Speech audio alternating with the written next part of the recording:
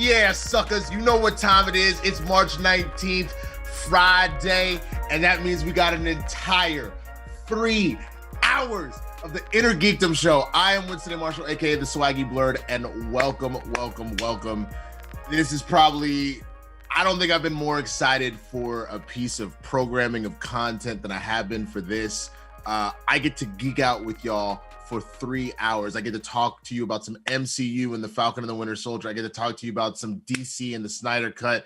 It is going to be absolutely phenomenal, and I brought all of the homies with me in order to do it. So, you know, we're going to have an amazing discussion all the way through. Now, just so you know, there will be a separate stream for the next 2 hours when we're done talking Falcon and Winter Soldier here.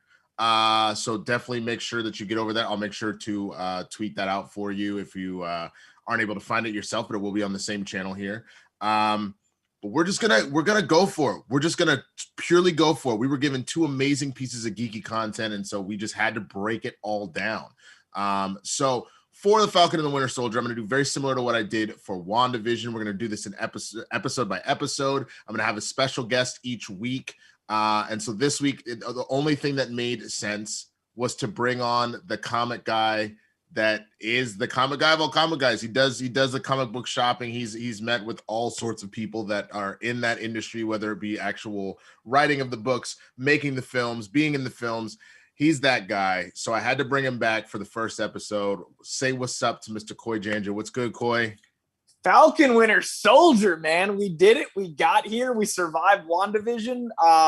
Man, I'm so excited for this show to just be on the air. Like, how cool does it feel to be like, I got to wake up Friday morning, watch some Falcon Winter Soldier. It's just such a glorious time to be a nerd. It really is. And the funny thing is, this is only a minor gripe. Before I get to that, I want to introduce the guy that's going to be with me the entire 3 hours, Mr. Dwain Burke. What's up, Dwain? I'm so excited for today. Look, I know everyone was saying I wasn't sounding super excited last week, but that has changed. Yesterday was a great day. Board? Yeah? Yesterday was a great day for comics. Like, yes, it was. It was amazing. I just want to give some love to Dwayne's like depth of field, though. Look at that shot. It's pretty great. I feel like an ass because I know how to do that, but I haven't done it because, you know, what I should, because this whole thing is just something. I think during our pee break in between Falcon and Winter Soldier and Snyder Cut, I'm going to close some doors and throw some shit in the bathroom. But yes, the Falcon and the Winter Soldier was phenomenal, and I'm just curious, what was your gripe with Wanda? Everybody had a series finale gripe with WandaVision. Did you have one, or were you like, no, this was amazing? So I had an interesting thing where it kind of made me a better fan. I was one of the people that was like, hey, we're gonna get Mephisto. Episode 1, I was saying Mephisto. I was the problem. I was one of the people that was the loudest problem. And then I over-theorized. And then by episode 4, they started trolling me. They were like, what if that cicada is? And then the next episode, they're like playing the cicada. Like that they knew what they were doing. And then I was aware that I wasn't enjoying comic book stuff because I was looking 8 steps ahead instead of living in the present. And I've been working on my like awareness of present in life. I've been working on being more in the Tao, in the moment, in the Zen of life, but I'm not doing that with my entertainment. And I was getting ahead of myself. So what WandaVision finale did for me was like, hey, you're trying to live in the now, maybe live in the now with a show too, bro. So I personally thought the finale was the best episode because now all of phase 4, I'm not going to be going, this fan entitlement. I'm going to look for them. I'm going to enjoy Easter eggs. I'm going to enjoy references, but I'm not going to expect that I'm right and assume anything. I never got mad. A lot of people on the internet got really uppity when nothing, like when Pietro happened or when Mephisto didn't show up or when Dottie was Sarah. A lot of people like became mad that their show was wrong. Instead, I was like, oh, instead of doing this big thing, bringing in the X-Men, you gave me the heart that I told you I wanted. And then you did it in a way I didn't know I needed. You kept this show this big. The villain was Grief, not Mephisto. So for me, like, I was upset about Pietro for a couple episodes. Not gonna lie, like 3 weeks, I was real uppity. But then the gift of the heart of Vision and Wanda's relationship, the gift of the ship of Theseus, the gift of like all of those moments outweighs all of that. So I actually think the finale made me a better fan. And overall, that's worth my little gripe. So I'd give it a 10 out of 10 out of just me learning some humility as a dude. I respect it, man. Real quick, because obviously this is about Falcon and not Wanda. But it translates that relates but it to does. where we're going. It does. I think what I did, and I think this is what I'm doing with this going forward, because we already see some things that it's tipping its hat to with this first episode of Falcon and Winter Soldier, is that specifically, and I was saying this over on Blurred's last week or 2 weeks ago. The only thing that Kevin Feige and Marvel Studios owes us is to tell a good story. That's it. They can take as much inspiration as they want. You obviously don't want to stray too far away from the characters as they are, because then it's like, well, then why are we even in this property if you're not going to respect some of the stuff that's there? But if you think about every story you've ever seen, like, for example, there's even the way they told the Infinity Saga. That's not how the Infinity War actually goes down initially. Like, Adam Strange is involved, or Adam Warlock, excuse me. My brain. I was with you. Yeah, Adam DC Marvel. Adam Strange is Snyder's DC, cut. exactly. Falcon, what's happening? Yeah, right. Adam Warlock is involved. Nebula gets the gauntlet at one point and is like out here torturing Thanos. Like, the X-Men are there, and like Cyclops' head gets put in a glass box and explodes because he tries to use his optic blast. Like, there's so much more stuff that happens that wasn't able to come like full circle in the MCU. So it's the same mentality that you can take things that are inspired by, but because it's a different medium, in the same way that we are told that there are different Earths anyway, that there is a 616 and a 55342 and all 90210, all of those, that it's kind of the same mentality, that like they will have things that look similar and that align, but they're going to be different because we're allowing the chefs to cook. That's essentially what has to happen. And what WandaVision did was it didn't just acknowledge those things. It acknowledged them in an offensive way. It spitefully trolled. That way, going into phase 4, we're not doing all this stuff. And my industry is looking at this stuff. My literal job is, so I'm going to do it with every show like we're about to do with Falcon, but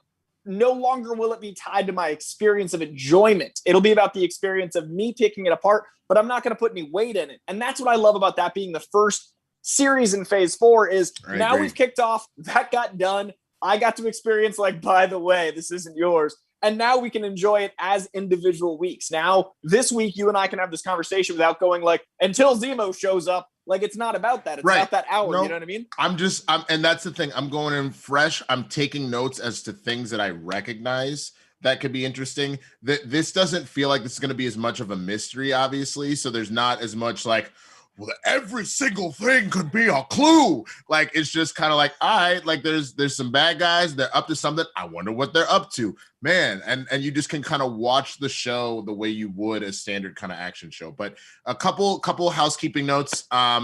First of all, because we have a lot to cover today, at least for this hour segment for Falcon and Winter Soldier, we're only going to take any support, any Streamlabs and Super Chats are extremely appreciated. We will only read the questions that are $5 and up, though, just for that, so you know that. Shout out to the podcast people that are listening. We appreciate you. Please spread that love. It would mean the absolute world to let people know that this is the place to come and listen to these conversations. Leave a 5-star review, all that good stuff. But yeah, we're just going to go ahead and ride on through. So let me go ahead and grab my notes. And we are off. The title of this episode is New World Order, which already all of it kind of, what I appreciate specifically so far with these Marvel shows, they do such a good job of titling them. I know that sounds really silly, but it's like important. I feel like if a solid title for an episode of a TV show can really just define everything. Like it's in the same way that like a good title of a movie can really kind of frame a lot of stuff. I feel like this is another one of those situations. So this New World Order, that theme runs all the way through. We get a cold open with Sam getting ready. He's pressing his suit. He's ironing it. And he takes a look at Cap's shield. And then he hears the last convo we had with Steve at the end of Endgame being like, what do you think? And he's like, I think it looks weird. He goes, it seems like it belongs to someone else. He goes, it doesn't. And then we get, the Marvel scroll immediately just from that opening moment. I mean, what kind of feelings are you get hearing Steve's voice again in that conversation, Coy? So I love that they kept it. Did you know that they almost had someone else play Old Man Rogers? Like they almost had not Chris Evans. They were going to cast an old man. And I think they even had cast. They were like, no, that ain't working. So I love that hearing his voice, that's Chris Evans, but also the acting ability of Chris Evans. Like it feels so weathered and aged and like he's seen stuff, but it's still got that optimistic. There's still a leader in that voice. So what I really got out of it was, even without seeing Chris Evans, we felt that. And that's just beautiful acting. I just got to give that love. And then to have Falcon's reverence be apparent through this moment, through a voiceover, through something we've already experienced. And it's a throwback to, Winter Soldier, him ironing, all of that precision, all of those things that make him the military man that Anthony Mackie is. What I got out of that was, I'm really excited to give way more bleeps about Anthony Mackie's Falcon because we haven't had the time to invest in him yet. We just haven't been there yet. So in like 3 minutes, I'm suddenly aware of what this show is going to give me in regards to my feelings on Anthony Mackie's Falcon, because we just haven't had enough bandwidth, and we're about to. Right. No, 1,000%. And I think that that's the biggest thing, is just being able to see his character get fully flushed out, because he really has been nothing more. Like he's had little moments, but he's really been nothing more than an accessory piece, which I think has been the case for, like you said, for all these characters, for Vision, for Wanda, for Bucky, for Sam. They've had little moments, but they really have just been accessory pieces. So these are this time to explore with them, and already we're kind of getting that reverence. So we start off. What's cool it ties into that. What's cool about that is the origin of them is established, and it's established in a very credible way. So we don't have to go through all of the hero's journey tropes. So we've established their character type, we've established that we like them. So in those supporting moments, we don't have to worry about being like, by the way, you like Anthony Mackie's Falcon. Instead, they can just go like, hey, he's going to do some stuff. You're already invested, and now we're in. Flash mob burglary? Nuts. And from Endgame, when Sam says the shield belongs to someone else, he's talking about America. Steve assures him it is not. Maybe? I mean, Sam addresses this a little bit later. We're going to talk about it when he's talking to Rhodey. He doesn't believe it necessarily belongs to America. He genuinely is like, it belongs to Captain America. It belongs to Steve. He just doesn't feel that he fits that mantle, and he fits that is really a symbol for his friend, for this dude that did everything for this country and for the world. And he just doesn't feel that he owns that. But I think that that's part of what's coming, is that he is going to eventually get to that place. I really hope, and just to tap into the comics, there is a whole point where Steve does retire as Captain America. He does hand the shield to which is why people were wondering at the end of Endgame who's going to give it to, because Bucky has taken the mantle before, and so has Sam. So it was like, where's he going to go with this? He gives it to Sam, obviously in Endgame.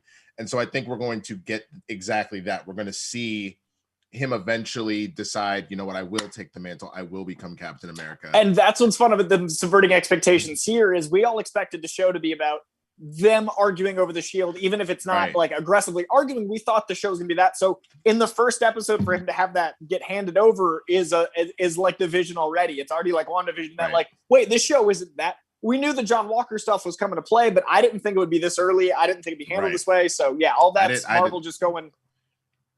Exactly, 1,000%. So cold opens over. He's on a plane. He's getting he's on a plane. He's getting a briefing about LAF, a terrorist group that's targeting Captain Vassant, a military liaison. He's on his own plane, and they're worried about him being kidnapped. So they want to send in Falcon to go save him. He gets on the plane, or he's flying over on the plane. He's in his wingsuit. And he gets introduced via the radio to Torres. Torres is his man on the ground who's kind of helping him out by following and scouting to kind of make sure he doesn't end up in the wrong airspace, because they're over Tunisia airspace right now. If they end up in Libyan airspace, it's over. America can't be trying to do anything within, non-allied airspace. So, Sam lands on the plane, sees that it's hijacked. The dude that's piloting the plane just sees his face on the windshield. It's like, bro, there's somebody on the windshield. He's like, you smoking too much, bro. Shut up. Now fly the plane. And he like kind of walks off, right? We find out that it's actually Bartrock the Leaper, which is amazing that he's back again. I wasn't expecting that from the start, but he's one of those villains that has constantly fighting Captain America and Falcon and some of the Avengers solo. Like, obviously, if Thor shows up, if Hulk shows up against Bartrock's getting his ass whooped. But he's that dude that like is a problem for what you could say maybe less planetary destruction level Avengers.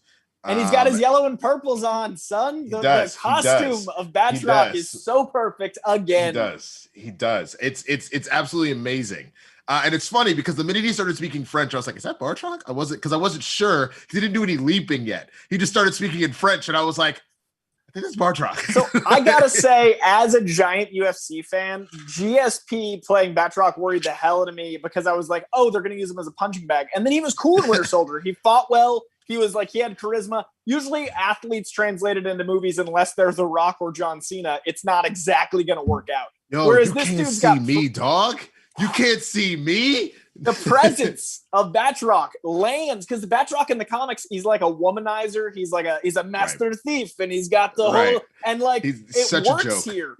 And this like in this GSP is landing the dialogue. He's landing the fights. You believe incredibly to own Anthony in that sequence, and the way his like aura is. It doesn't seem like a sports star turned something else. Like he actually feels like a cool Batroc the Leaper, and they're able to give him wardrobe that shouldn't work. Like he's one of my characters a lot like Arnim Zola, also Winter Soldier, where I'm like, how did you translate this to our world and it's not dumb? Like you made it better than I ever would have dreamt of. And this whole sequence was that all over again. It's pretty great, man. It's absolutely pretty great. And I won't I won't lie. I every time I think of Captain America: The Winter Soldier and the fight with Batroc and like where he like puts the shield down, and he's like, "Find me like a man," all that kind of stuff. First, I think of Rush Hour when he's like, "Put down your gun, fight me like a man." Like that whole thing is the starting point. But then the second thing that I think of when Captain America does that final like kind of flip kick to the top of his head. I don't know if you're a big Undercover Brother fan, but Undercover Brother does a similar move, and then afterward it goes.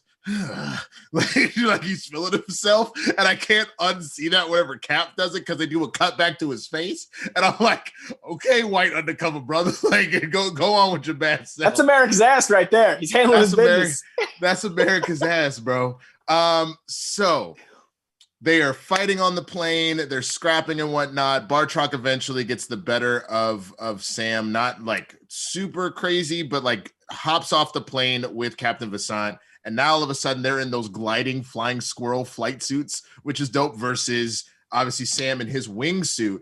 And they're trying to get away in the canyon. They have a little more maneuverability because his wings are a little too wide for some of the narrow canyons.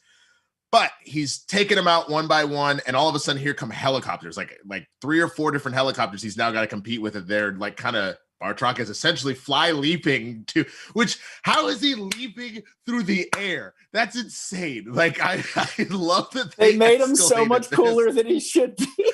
Like seriously, because he's never been cool. Every iteration I've ever seen him, he's such a clown, literally, and they made him a badass. But Sam has upgraded so much. He's got the extra booster on his pack. He's got a grappling hook now. He like pulled one dude out of a plane out of nowhere. He kind of was badass where he like felt he was like, as long as we get over Libyan airspace, he ain't gonna do crap. Then all of a sudden he's just on the helicopter. Hi, and then he's like fighting people and whatnot.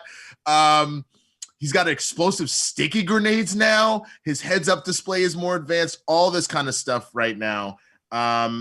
He's out here able to dodge all sorts of missiles. Red Wing is upgraded like a mother. He's got rockets now, this full-on Gatling gun, all this stuff. He is able to save the captain right before they end up over Libyan airspace. And that's pretty much it for our first major action sequence. So what did you think of it? Because we only really had 2 this episode, and we'll talk about the other one in a second. What did you really think as our opening kind of sequence for this? So I what Marvel does, I think, better than most studios is they have the action be as big as it needs to be for a comic book movie, but there's so much character development during it. And what they do is they condense their storytelling. That's how their movies can be, generally, other than Infinity War and Endgame, under 2 hours, because you're building your character while he's fighting, which also makes you care about more characters in the fight. So telling us all this about Falcon is this beautiful dichotomy to his getting beat up by Ant-Man. We've seen his evolution now through this other thing. We've only had limited scenes like we opened the show talking about, but we've seen a lot of character development with Mackie through this fight alone. And Red Wing in the comic books is an actual freaking bird that he talks to. Right. So to MCU that and make it something that you can have those bird moments, but level it up into something real and like making it a military drone is genius. Dude, can you imagine if Red Wing in the MCU was an actual like Falcon with like missiles and a Gatling gun? Just be like, all right, Red Wing, handle. He's like, ah, just like there's so many moments in Falcon's history that shouldn't ever happen. Like the character of Falcon from Harlem. Like there's so many moments of like, yo, this could only exist in the 70s before we had tact. Like there's a lot of stuff. And I feel like Red Wing is one of those things like, yo, your power is to talk to birds because of Dr. Doom. That's what we gave you, bro. I'm so sorry. So the fact that they've been able to level up a character that was really that too. I've got this military drone. I'm flying. I'm handling this. You know what I mean? Oh my God. You just called out Falcon as Sky Aquaman. Oh God. Did you never put that together? No. Yeah, dude, the coolest thing they gave him. And you remember he was also a pimp and his dad was a preacher? He was straight up Sky Aquaman. He was every stereotype. He just talked to a bird. They literally, at one point he went by like Skip. Like the dude was just like every stereotype and he talked to bird. It was not a good look. Dude, so he was Sky Aquaman, but none of the super strength and durability. That's so sad. And he was the same level of punchline stereotype where it's like, oh, we got to call in our bird guy. It wasn't good. I just didn't even put two and two together because I completely forgot that he could speak to birds. I just thought it was one of those things that like he just trained Red Wing, and so that's why. For a minute, that's all he could do. Like there was a while where like that was the whole thing. So Lord he got Jesus. wings after he was talking to birds. Like it wasn't a good look. The 70s were real rough for the character. So the fact that we get in one sequence this evolution, like you can see how badass he is. You can see how cool the character can be, and they did a lot of really cool stuff. They set up limitations early on. They had him having a harder time fight in narrow spaces while also showing some of the defensive capabilities. They showed the stuff like with the alleyways, like the X-Wing sequence. They also showed us the upgrades without it being like, let me show you the Stark Tech upgrades. They did all that in one sequence. So now throughout the series, we can be ready for those moments without it having to be storytelling. Well, and that's what we get into right away is then after the fight's over, Sam is on the ground in Tunisia and he's repairing Red Wing and he starts to bond with Torres. Torres is kind of explaining a little bit more that, you know, after the blip, a group known as the Flag Smashers came into stuff, you know, in that 5-year period where they just believe in no countries and no borders, that because of half the world disappearing, when the world started to just kind of come together, they think that was a better way that things were going. They think to go back to this antiquated, system of how the world worked doesn't work. And he was like, all right, Sam has a funny little moment where he says what he's like, oh, so bad guys come up with bad names. Is that a new thing? And a little quip there, but Torres is like, yeah, man, the world changed when the blip happened, and that's how people are. But I gotta ask you a question: what happened with Steve? Everybody's like, Steve on the moon now, like he's just on the moon looking down on us. And I was like, on the moon looking down on you? He's like, no, he's not on the moon, not at all. But he does make that mention, as he's trying to fix Red Wing. Torres is like, well, what if he did? He's like, nah, last time y'all messed with this. He's like, look, man, we can't all just have Stark Tech just like backing us up and whatnot. He's like, yeah, okay, that's fine. But he's like, I gotta go, moon stuff. And, he takes off. So what did you think about this budding relationship between Sam and Torres? So Torres is actually from the comic books, and the internet hasn't talked about that a lot. He was the guy that took over as Falcon when Falcon took over as Cap. So he has a weird genetic he gets genetically mutated into being half bird. Again, Falcon has a rough history. Homeboy gets like manipulated and mutated and genetically modified and becomes part bird. His eyes go red. He's got a beak. It's bad. It's bad. And this is recent, dude. This is 2017. I guess I should ask you, because I was gonna do it anyway, because I'm allowed a minor budget to like go and do my research. I've read like a number of the Sam as Captain America books. Oh God, I'm afraid to ask you what Falcon books I need to go buy to like look at because this sounds nightmarish. Like there's not many of them, so it'll be good on the budget. Unfortunately, I didn't have a budget, so it came out of my money, so I'm embarrassed. But there is a run where this new character is introduced, and they're doing a whole looking at the border. So it's in Trump's presidency. It's looking at our perception of the border, and this guy is just trying to keep his family going, and you know he's an undocumented immigrant, so that he gets mutated. No one gives a shit. Like no one cares. And it's a really interesting way to look at this character because it's what we're dealing with today. And then you've got the parallels of people not thinking Falcon is Cap because of the color of his skin. You've got people where the show's going. That I knew. And I thought that was going to be which I think they may eventually address. But I also wouldn't be surprised if Marvel, the way that they attach it is less, which it could be because you're still introducing another Cap, but it could just be one of those situations where maybe they wanted to, after everything that went down last summer, maybe they were like, maybe we don't want to do this, so we'll just say that Sam doesn't want to be Captain America. I think they're going there, man. They've got okay. The terrorists are called Flag Smasher, and they're about a nationalism. Our character is named Captain America. What's the most nationalistic propaganda? Yeah. And I think the entire opening of the show was very pro-military, which Marvel's gotten some scrutiny about. Iron Man's very pro-military, all those things. I think the latter half of the show is actually looking at our broken government, our broken system. I think we're going to see. It's interesting that we live in a world where you can make one fake video and it can turn into an entire group of people attacking a group of people. I guarantee Zemo's big plan is to prop up John Walker as the true Captain America because homeboy looks like Kurt Russell. And then you've got the faux Captain America that represents people that are actually working class that happens to have the color skin that are going to piss off those very people. Like that's going to be part of the show. Like that's happening. I think so. I think so for sure. So we cut over to Sam. He's giving a speech at the Smithsonian and he gives up the shield. He's just saying, this is Cap's shield, not mine. And he jokes about he was really good at posing stoically. It's the only thing he did right. But he was just like, this is his shield. It belongs in this museum for him, etc. He gets thanks from random congressmen and museum people being like, thank you for bringing it back. But he has a long talk with Rhodey, and Rhodey asks him, he goes, why didn't you take up the mantle, Sam? Like he offered it to you, and Sam was like, it just doesn't fit. It doesn't feel like me. And Rhodey says, the world needs someone to help fix it post blip. Like the world is asking for a symbol, for a person to fix it. So, just keep that in mind. But, next time you're in DC, tell me when you're here. And, he mentioned his nephews. Sam mentioned his nephews, how they were babies when he blipped away. And now they're grown men. He's like, well, bring them to DC. I'll teach them how to fly the right way. I was like, oh, okay. All right. It's nice to know. It was, I will say the one thing that I did appreciate is seeing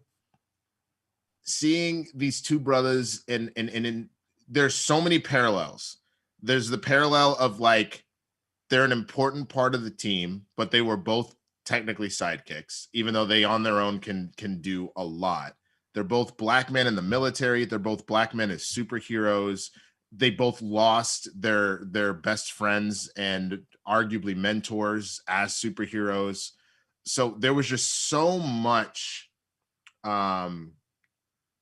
just there that I thought was like a beautiful moment between the two of them and a natural connection and I hope we get to see more of Rhodey in that regard, of the two of them maybe working together. Like obviously Sam is going to be working a lot with Bucky by the time the show's out, but I hope that we get to see more of the two of them there. And not going to make it entirely racial, but they're both oppressed by the government. Like both of them, if you look at the role that Don Cheadle turned that great character into, the whole sequence in, I think it was Infinity War, where they're basically arrest your friends. The government's like, well, that's me getting arrested. Like he had to go against the oppression of like a regime that he works for. And then he's still working for them. And then Falcon's going to go through that in this series. And that's why I think it's going to be an important War Machine parallel, because War Machine's already gone through what Falcon's about to go through, but the stakes are going to be higher because now it's going to be public. It's going to be all those things. So it's going to be really interesting to look at, the Flag Smasher regime and how certain Americans are going to agree with them and how that's going to be really charged in a very specific way. Which, Dwayne, I would love to get your input, being a man of color and, also being former military, like what did this do anything for you as well, seeing the two of them just kind of having this discussion at all? Yeah, this was some of the best parts of the show.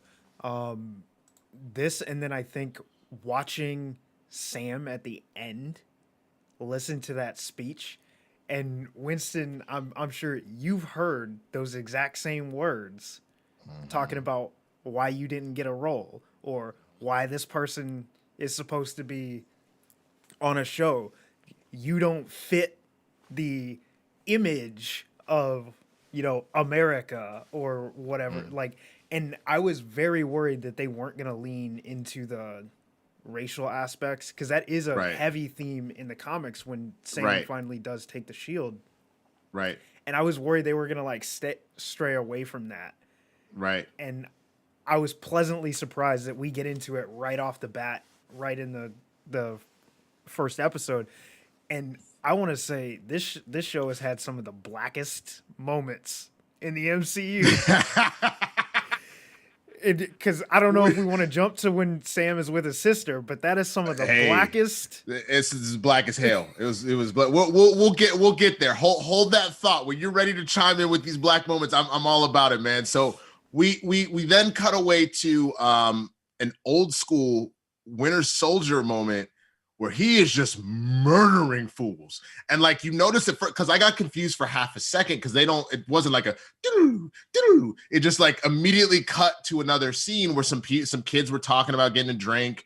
And then all of a sudden, just an arm comes flying through a wall and just like rips one dude, and he beats the hell out of these guards and then murders somebody. And I got confused because I saw the silver arm and I was like, wasn't his arm black when we last saw it? Like, what the hell? He then sees this Japanese kid who's like, yo, like, real talk, like, please don't kill me. Like, I got to do my work. Like, don't. And then obviously he gets murked. Bucky wakes up, and then we're like, oh, that was like a nightmare, past memory, whatever. Well, he goes to therapy, and this sequence with this therapist to me is hilarious. I could have done with a few less of the quick cut close-ups of the sides of their faces. Like, I know what they were going for. It was just a little disorienting, but I know what they were going for. But the therapist is asking about the nightmares. He's like, I'm not having no nightmares. She's like, I know you're lying. Pulls out a notebook. He's like, oh, the notebook. Come on. Don't hit me with the notebook. And then she goes, have you been doing your amends? And he goes, I have. And I followed your 3 rules. He describes Senator Atwood. Senator Atwood was somebody that he helped install when they were both working with Hydra into this, to becoming part of the government. His 3 rules that he has to follow. He can't do anything illegal. He can't hurt anybody. And then he has to give his little speech at the end when he makes amends. I am no longer the Winter Soldier. I am James Bucky Barnes, and you're a part of my efforts to make amends.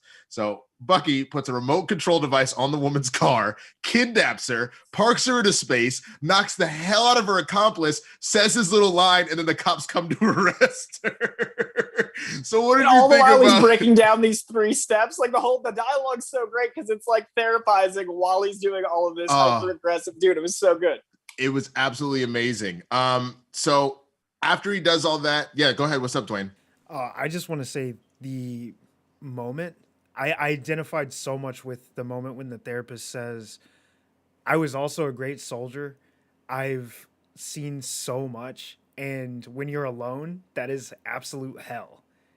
And I that was beautiful. And I've felt that. And I identified with that part so much because of like my combat experience and coming back and dealing with that. And it was a beautiful just character moment that like I think perfectly encapsulated what Bucky's going through right now. Dwayne, how'd you like that bed detail? That was my favorite moment in the show. Remember in when Bucky's coming back and they start talking and he's like, I can't sleep on a bed because I feel like I'm sinking right through the floor. And when he wakes up from the nightmare, he's sleeping on the floor next to a bed. Yep. Like they literally reference a line of dialogue giving him character development with a single frame of shot. I thought that was genius. And I've heard that from so many military folk. Yeah. And that's the one thing that I have to give Feige. It obviously is the people that do it deserve all that credit, but I think that Feige probably instills that pretty hard. think about the stuff that we've been talking about with WandaVision. We like Agatha all along and all that, all that kind of stuff. But people are still out here quoting stuff like, what is grief but love persevering? People still out here quoting, like what was that one line? Like what we said goodbye before, it stands to reason that, we'll say hello again. All that. Yeah, kind of stuff. Like, man, that whole sequence, goddamn. Oh my God. And so that's the stuff that is really anchoring us in. And so even this, like you said, like for me, that line was interesting, but it resonated with you, Dwain. And I think that that's one of the things that Feige focuses on with all of the content, and to make sure that, like, people have been quoting "Love You 3000" all over the place. People are quoting "I'm always angry." They make sure that the dialogue ends up being a key piece to the story. That, like, yes, the action's important.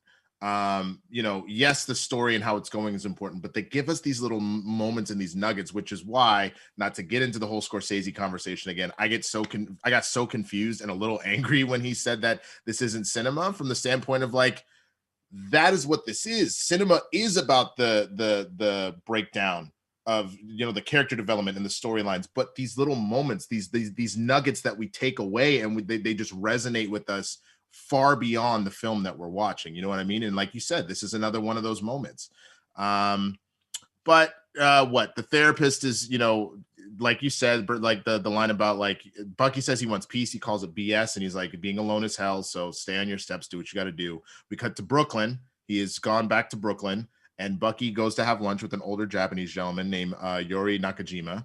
The older man, when they're out to lunch, the older man, Yuri, asks a cute waitress out for Bucky. And he's like, fam, there's like a whole sequence to this. Like, there's a dance. I haven't danced since like the 40s, but, like, can you chill? Like, don't do this. But then Yuri breaks down because he sees some red mochi, and he goes, my son used to love red mochi. It was his favorite. He was killed abroad. He was working for a consulting firm, and he was murdered. And Bucky clearly, we're connecting the dots now, that the person he murdered that was begging for his life was this kid. And so now it seems like he's hanging out with Yuri as like a means to kind of make which amends. I loved, because I was expecting it to be, I'm hanging out with this person because he's from my generation, and then they subvert expectations that it's about more guilt. And so we get a bunch of really, really brilliant anti-Cap parallels with Bucky. So, like, Bucky is always the more aggressive, whereas Cap's defensive, he's offensive. There's a lot of parallels there. But him hanging out with the guy, we assume it's like the Captain America, these are my friends, is all I know stuff. Then it's an expectation of guilt. And then even his list, he's got a list that he's making amends for that's going through the therapy process. That's the inverse of Cap's list. Captain America has a list of the last 100 years of pop culture, things he can do to be more social. Bucky has a list of things he can do to feel like a better person. They both take lists. All these inversions of expectations are genius. Also, in that good list is, I missed that. Good I've connection. That's my favorite part of the show, is them going, hey, this is how Falcon's different than Cap. This is how Bucky's different than Cap. Welcome to one of them being Cap. Oh, by the way, we're going to have white person Cap. Like, all of this, right? Well, and I got the connections with Falcon, and maybe that's because I'm obviously going to be a little more sensitive to the black man being like, I'm trying to fill these shoes and people won't let me. So, but I don't want to be seen as an angry white man guy. So I look like I voted the wrong way, man. Blonde, blue eyes, problematic. I get Bucky. That's why right now we understand the plight of these two people on the show. That's fair. That's fair, man. I got my notebook of, like, what do I not get mad at on Twitter? I'm disappointed in myself that I missed I guess I just haven't watched Winter Soldier recently enough. That the list that he keeps, that's a very solid connection that it just didn't click, but there it is now. My favorite name in the list, Paul Walter Hauser, Schmoedown competitor. P.W. Hauser was the second name down. Was he? Yeah, because Hauser and him are homies. So, like, P.W. Hauser was in that notebook. Welcome to the Schmoedown. I need to go back and pause. I didn't know that. I didn't see. I got. I don't mess around with these details at 6 a.m. You know what it is? Knowing that it wasn't going to be as much of a mystery, because I was doing these pauses for WandaVision, I was like, no. It's just an action show. A little bit of spy stuff. I'll be fine. Just taking the basic notes. You're good. I was trying to draft Hauser so bad it haunts me, so I see his name everywhere. In this case, it was real. That's so you did the Toyota thing where you're like, I'm gonna get a Toyota, and now all of a sudden you see all the Toyotas on the road. Exactly. Every yellow car. God damn it. So we next part we see Sam driving in Delacroix, Louisiana. He meets up with his sister and his nephews. Their dad owned a fishing boat and would go out fishing and then sell on the pier, and so that is what they inherited from him. And Sarah, Sam's sister, wants to sell the boat. Sam's like, nah, absolutely not. This is our legacy. This is what dad left us. And he's upset because on top of that, she has tied the boat in loans to the house. So they're about to lose the house as well, the family home. And she's like, look, man, you were gone. Like you, first of all, you left to go be in the military and you left me by myself. But then after that, you blipped. I was doing this by myself. So I did the best that I could. And Sam's like, all right, look, well, what if we go get a loan? And she's like, don't do that. They're not going to give us a loan. He's like, no, I'm with you. They will give us the loan. We'll fix up the boat. Everything will be good. And she's like, all right, fine. Cut back to Bucky. Bucky has, he brought flowers to his date. And the waitress is like, oh, that's cute. That's so old school. I was like, okay, all right. I like it. Strong start, sir. They play Battleship, ironically enough. And I was like, okay. He's being fully honest. She thinks there's jokes. So she'll be like, oh, how old are you anyway? And he's like, I'm 106. She's like, you can't be 106. And he's like, okay. Then at one point she goes, why are you wearing gloves? And he's like, I got poor circulation. And she's just like, okay, old man. Like he's being real. And she thinks it's kidding, which is hilarious. And if you ever need advice, ladies and gentlemen, just be yourself. That's the greatest way that you can find love. Just be yourself. That's it. People love it. Because as soon as you stop being yourself in the relationship or start being yourself in the relationship, it's going to be a problem. He knows Bucky's got to be the Winter Soldier and warm his wintry heart. Exactly. And of course, if he lied about it, like now when she's like, oh my God, you actually are 106. He was like, I didn't lie to you. I was honest from 21 Jump. So either way, in the middle of the conversation, she's like, yo, it's so great that you're hanging out with Yuri. He's really been torn up ever since his son died. And Bucky just kind of breaks down. He doesn't cry, but like you see him just go into that space in his mind. He just leaves the date, shows up at Yuri's door. He sees the shrine, which is very, like, I appreciated that. If you want to talk about just like the attention to detail. So I studied abroad in Japan when I was in college. And my host mother, she was a widow, and her husband, there was like same thing, kind of like a shrine that was there. And so like I was allowed to kind of like be in that room, but they really kind of kept that room off limits unless you were just kind of, like either praying or acknowledging or anything like that. So to see that he set up a similar type of kind of like altar there for his son, for those that were lost, I just thought that was beautiful to have that moment because it was very accurate to what a Japanese person of that faith would do. I thought, again, it's like you said, it's these little attentions to detail. So Bucky sees it, kind of freaks out. Yuri looks at it. He's like, why are you looking at that? Like, whatever. And he just goes, my bad. I forgot. I said I'd pay for lunch. And he takes up. Bucky's clearly not ready to break this man's heart, who will never forgive him when he, because it already happened. Look at what happened with Tony. Once Tony found out that he was responsible for his death, even though they were starting to become some form of friends via the Avengers, now the same thing has happened here. And he doesn't want to lose, at this point, who is his only friend. He doesn't really connect with anybody else. Like was said before, being alone is hell. So he's very afraid. And they've set that whole theme up really well with the 10 phone numbers. One of them is, they never return the text, like all those things about isolation. And then he's got this guy's name circled. The theme of isolation is also really interesting in the show because both Falcon and Winter Soldier are isolated in their own ways, in their own worlds. And I think that's just going to extrapolate and get bigger and bigger as the show goes. 1,000%. We cut to Switzerland, and Torres is doing exactly that. He's following the Flag Smashers. Apparently, someone set something up. At first, I thought it was Bartok again, but I was like, no, this dude is hitting with a little bit more force. But they've set up the Flag Smashers all put on the same mask, and they're running around while the actual villain is stealing something out of bags. We assume money, but we don't really know what's in those bags. And the cops are arresting random people. Torres pulls the mask off, and he's like, all right, man, I don't know about jurisdiction, but, you're under arrest, all that. Right as he's about to grab him, dude whoops the shit out of him. Whoops, I forgot I'm not supposed to swear on the show. That's my fault. Whatever. It doesn't. I feel like this is today it's just the day where it's just gonna happen. Gets a straight kick to the chest. Like if either of y'all watched the Boondocks when Tom was possessed by Stink Meter, just kicked the hell out of the dude and then kicks him in the face, runs off. Sam goes to the bank with Sarah.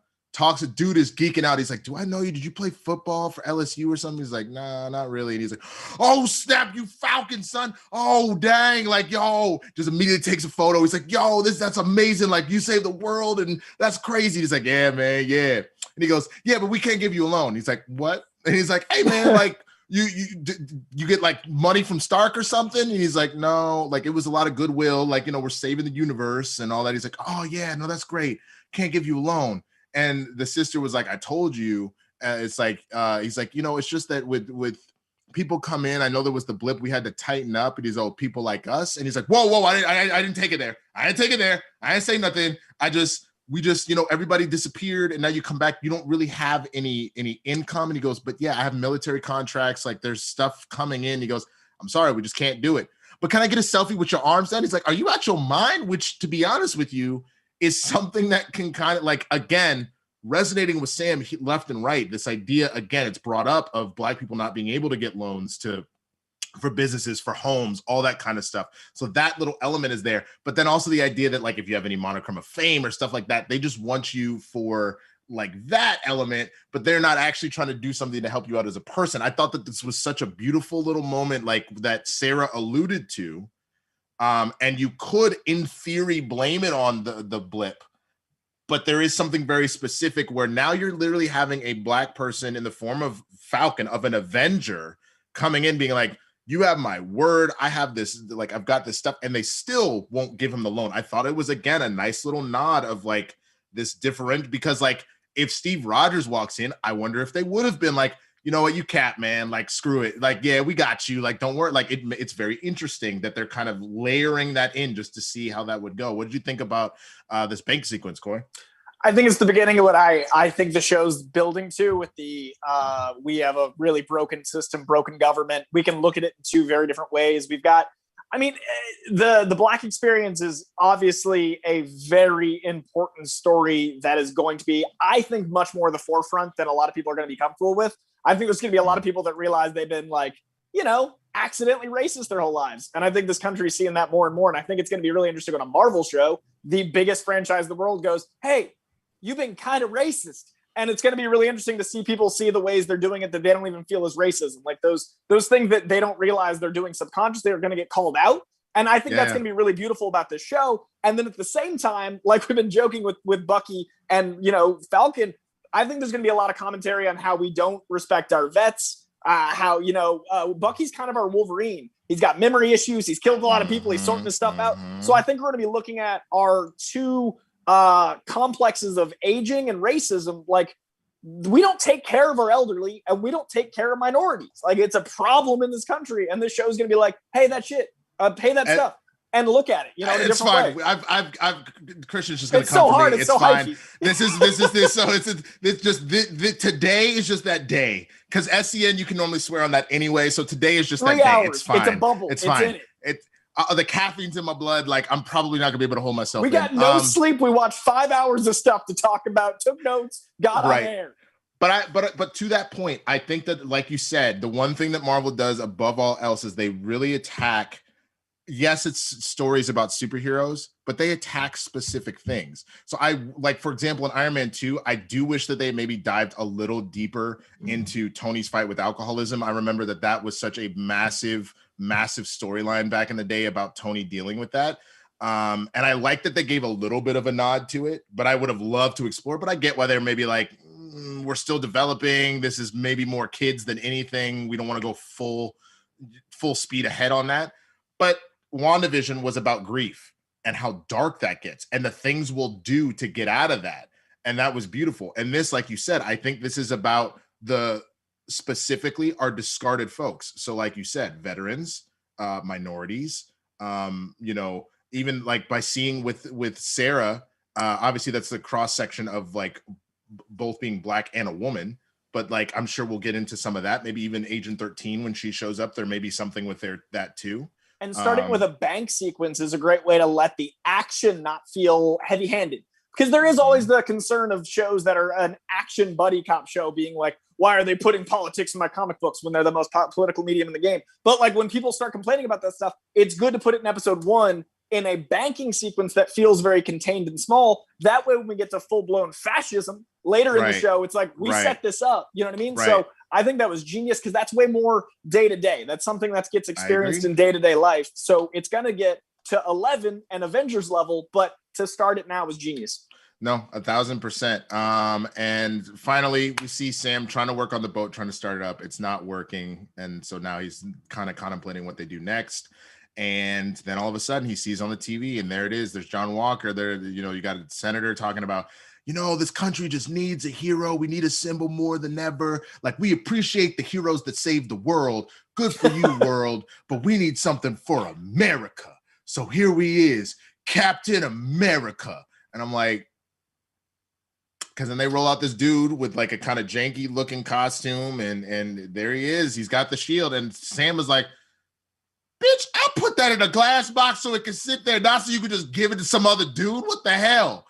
And that's kind of where we end the episode. Now, real quick, because I know we're getting close to the end of this segment and moving on to the next. I'm sure we had a couple of them, Dwayne, some super chats and Streamlabs that came in that were $5 and up. Yep, we've got one from Tim Sim. Okay. How far do you think Falcon and the Winter Soldier will look into white supremacy if they're looking into the reflection of the issues in our U.S. government? That's a great question. I think that we're, again, as Coy brought up and we were talking about, I think we're going to see a mix of both. I think we will see a pretty decent dive into white supremacy, the idea of what technically is a hero. I think both, again, in the sense of like, as a black man, are you allowed to be that symbol? Are you allowed to be a hero? Will they acknowledge you as you are? But then also in the case of Bucky, so again, being a vet, being discarded from the idea that he has some red in his ledger to take something away from Black Widow, like, will he be accepted into that? Because, like, you know, obviously the big thing is you're a civilian now. You're not allowed to do anything. You need to be chill. Like, otherwise your pardon's gone. So this idea of acknowledging both the idea of redemption and allowing someone to do that, but then also the idea of like just trying to do the right thing, and will people let you do that? I think we're going to get a deep dive into both with this show for sure. I think if WandaVision's villain was grief and trauma, this show's villain is going to be prejudice and broken systems. I think it's going to be as abstract. It's going to be as important. It's going to be as resonating for topical. Damn, Coy, that was deep to the mug. I mean, I just talk for a living. Don't worry about it. I got some concepts. I got some ideas about this stuff. I've been reading comics a couple of years. That's fair. Dwayne, is that the only one for right now? Uh-oh. Oh, he's we lose checking. Dwayne? No, he's checking. I was checking. That that's said, it for now. While you're looking, I got to say Wyatt Russell is the perfect face for kind of a weenie, but also exactly like, because Wyatt Russell is a great actor that usually has a beard, and he's got this like hyper masculineness because he's Kurt Russell's son with Goldie Hawn. But with the mask on, there's this really like, oh, I could see that guy being a bully in high school, and now he's just a prick. Like the face under the mask was perfect, and I think that's exactly who these people that are on QAnon websites are going to look to. Like, this is exactly people on YouTube message boards. Like, this is their hero, and the casting for that is perfect from the jump. Like, we see him at 1, and it looks great. And your first topic about the show titles, I think just like WandaVision, we're going to get a lot of information in each. Just like, you know, we're kind of old heads with albums. Like the old album structure used to be, you'd read the album title, you'd know what the flavor was. And I feel like Marvel's done a really good job capturing that in their shows. Again, the fact that people can't get loans because they've been gone for 5 years. The fact that like Bucky's no longer an assassin, he's trying to be a civilian. The fact that like, you know, they're flag smashers. All sorts of stuff. We are literally seeing the shape of the world and how it is now. And so again, it was the perfect title for sure. And obviously in inviting some of the NWO like kind of mentality too, who were a bunch of bullies. Like, they were fun to watch, but they were a bunch of bullies and wrestling. Like, I think that this was a lot of that. So Coy, tell them some of the stuff you're doing, man. What's going on with you? And obviously we'll have you back on the show, but how can they find you, brother? Twitter, Instagram, at Coy Jandreau. I'm actually today going to be talking about this show with all the comic book references, Easter eggs, diving in deep, and Snyder Cut stuff on my Instagram today. So after you're done with your 3 hours of Winston running the ship, check out the replay on my Instagram when you're done here. I also got a bunch of stuff on my YouTube. I've got a podcast called Coycast. I host a show called Comic Book Shopping. Basically every single format except for Clubhouse, which I just joined, I'm on, and I'm working on Clubhouse next. I just got a TikTok too, and on today's TikTok, I'm going to do all the comic book references with shots of the comic book in it. So if you want to see me being like Flag Smasher reference, blah, blah, blah reference. And I got to say, there has never been a better time to be a fan of both companies. DC does this really epic, grandiose, beautiful swelling of mythology well, and the Snyder Cut feels like that. This is an entertaining parallel where it subverts expectations and your subconscious is aware of these beautiful, ominous tones. And this nails that. So no matter what kind of comic fan you are, you don't have to pick one because both are nailing it. The Snyder Cut is an opera, and it's amazing. And this is a buddy cop show that is handling racism, and it's amazing. Stop fighting each other and fight the problem instead. DC and Marvel, we all get along. We all want the world to be just. Stop fighting each other about which version of justice you want. Just get justice. Hey, that's so true, man. Look, that's the whole thing, man. There's something for everybody. If you want a burger or a steak, all right? You know what I'm saying? You can have either one. They're both delicious ways to imbibe meat. For those of you that are vegan, they're like, how dare you just give me 2 meat options? This is just like real life. That's fine. There's some others. There's some other stuff too. You got regular oatmeal. Exactly. You got 4 hours, granola. you got 50 minutes. You got granola and you got a piece of bib lettuce. I don't know what y'all eat. Brussels sprouts, broccoli, vitamin A is in both. Enjoy it. There you go. But either way, Coy, thank you so much for hanging with us. Dwayne, go ahead and hit that music. We're going to take a very quick break. Be sure to jump over to that other stream. That is where we will do the Snyder Cut. Again, on that, we have Mike Kalinowski, JTE, Janine the Machine, Matt Thomas from Spin from the Reel, and Who Are They Productions, and then myself and Dwayne, of course. So come through, hang with us. We're going to talk about the Snyder Cut for the next 2 hours. Get your thoughts. We really want to know what y'all think of the IG takeover. See you in about 10 minutes.